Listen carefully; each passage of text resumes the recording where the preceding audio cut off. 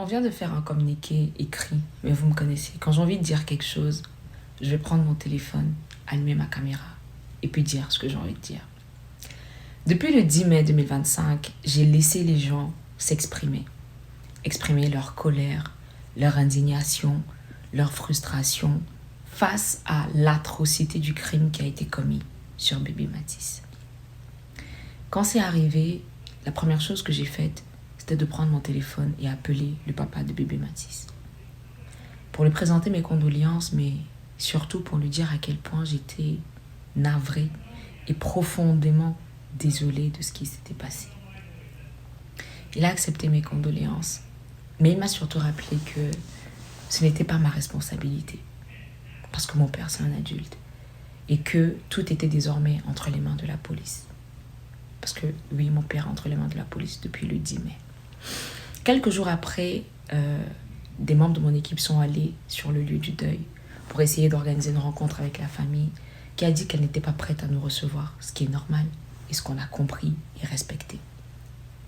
Donc le 12 mai, j'ai fait une vidéo ici sur Internet parce que c'est ce que je fais à chaque fois que j'ai quelque chose à dire pour rappeler que mes valeurs, mes principes et les combats que je mène ne changeaient pas parce que mon père était lié à ce crime, parce que mon père était l'auteur d'un crime, de ce crime-là.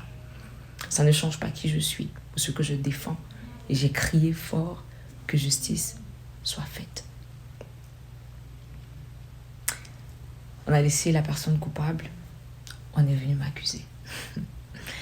On a commencé par m'accuser d'avoir organisé l'agression de l'avocat de la famille. C'était quelques jours après. Je ne sais même pas qui c'est l'avocat. Je n'ai rien fait. Je ne sais même pas si c'est vrai. Mais on m'a quand même accusé. Je n'ai rien dit. Ensuite, on m'a accusé de vouloir acheter la famille. Comme quoi j'aurais donné 20 millions. Cette histoire a un peu chauffé et tout. Je n'ai rien dit alors que je n'avais rien fait. 20 millions que je n'ai même pas d'ailleurs. Ensuite, il y a eu l'instrumentalisation des concerts. Il y a des gens qui sont repartis écrire aux salles en France et tout. Alors que j'avais déjà fait une vidéo dans laquelle j'avais précisé que tous mes concerts étaient reportés par respect pour la période de deuil. Il y a plein de faux comptes qui ont été créés. Bref, je n'avais rien fait. Et jusqu'à ce que cet enfant soit enterré, je n'ai eu aucun événement, je n'ai fait aucune prestation. Jusque-là encore, je n'ai rien dit. Je suis restée tranquille.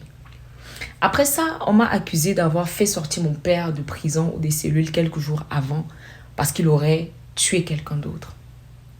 Chose pour laquelle je n'étais pas informée. Je ne savais pas, j'ai aussi découvert ça dans la foulée. Je n'étais pas au courant parce que je n'ai jamais sorti mon père de nulle part. Ça fait 8 ans que je ne vis plus avec mes parents, que j'ai quitté le quartier comme on dit. Et à chaque fois que je leur rends visite, c'est quand je suis au Cameroun, quand j'ai un peu de temps, etc. Je ne vis pas avec eux. Je ne suis pas responsable de chacun de leurs actes. Je ne suis pas responsable, je ne suis pas le gendarme de mon père. Donc, tout ça, en sachant que je n'avais rien fait, je ne l'ai jamais sorti de nulle part. Je n'étais même pas au courant qu'il était en cellule ou quoi que ce soit, parce que je pense que s'il avait été, j'aurais été informée. Il n'en était rien. Jusque-là, je n'ai rien dit. Mais je pense quand même que pouvoir s'indigner, dénoncer, être en colère, c'est une chose et c'est normal. Surtout que moi, je considérais que me taire face à tout ça, c'est respecter la mémoire et le deuil et la douleur de cette famille. Parce que je me dis, il n'y a aucune insulte sur Internet qui vaut la peine que c'est pour cette famille d'avoir perdu son enfant. Mais je pense quand même qu'il y a un seuil. Parce que s'indigner, dénoncer, c'est différent de harceler, accuser à tort, insulter et menacer de mort. Parce que les menaces de mort, j'en reçois tous les jours. Aujourd'hui, on me prête l'intention selon laquelle je serais en train de vouloir corrompre ou j'aurais corrompu un juge à hauteur de 1000 millions pour pouvoir alléger la peine de mon père. C'est-à-dire que non seulement je ne l'ai pas fait, je n'ai aucun intérêt à le faire parce que quand j'ai dit que justice soit faite, je pensais chaque mot. Et laisser la justice faire son travail, déjà que je n'ai pas le pouvoir d'interférer ou de faire quoi que ce soit, mais je n'ai ni envie de faire quoi que ce soit, ni l'intention même d'influencer d'une quelconque manière parce que pour moi, mon père doit payer à la hauteur du crime qu'il a commis. Et en fonction de ce qui sera décidé, ce que la loi dicte. Donc, toutes ces choses-là, à un moment donné, je pense qu'il y a des seuils, il y a des limites. Il y a des choses. Pour la petite histoire, moi, depuis le 10 mai, je n'ai plus jamais parlé à mon père. Plus jamais. Parce que je suis l'enfant de mon père. Ça, je ne peux pas changer ça. Mais je ne suis pas la complice d'un meurtrier. Je ne suis pas complice d'un crime. Donc, le coupable, il est au tribunal. Et nous tous, on attend le procès, on attend le verdict. Pour qu'au moins, l'âme de cet enfant puisse reposer en paix et que sa famille puisse poursuivre son deuil, qui malheureusement finira jamais.